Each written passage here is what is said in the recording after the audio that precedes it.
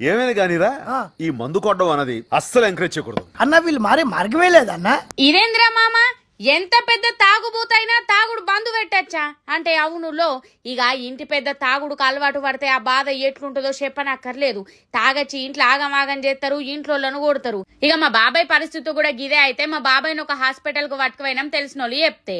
ఇక హాస్పిటల్ పేరు second life rehabilitation hospital. ఇది ఎక్కడనో కాదు, బంజారా హిల్స్ లో ఉంది. అడిగి పోయినాక మా బాబాయ్ పురాగ తాగుడు బంధు పెట్టింది. ఇక కొంతమంది తాగుడు ఎక్కడ బంధు పెట్టాల్సి వస్తుందని హాస్పిటల్ కు రమ్మంటే అసలుకే రారు, గొడవ చేస్తారు. అయితే మనకి ఇక్కడ పేషెంట్ కు తెలియకుండా సూతా ట్రీట్మెంట్ చేస్తారు. 100% సక్సెస్ రేట్ ఉన్నది. అట్లనే ఇది WHO రికమెండెడ్. ఇక 100% సైడ్ ఎఫెక్ట్లు అయితే ఉండయి. ఇక హాస్పిటల్ కు రాలేని వాళ్ళ కోసం ఆన్లైన్ సర్వీస్ సుతా అవైలబుల్ గా ఉన్నది. ఇక ఖర్చు ఎంత అవుతుందో అని భయపడారు. బయట డి అడిక్షన్ ట్రీట్మెంట్లు అన్నింటి మీద సుతా పోల్చుకుంటే ఇక్కడ మస్తు తక్కువ ధరలో మనకు ట్రీట్మెంట్ దొరుకుతుంది.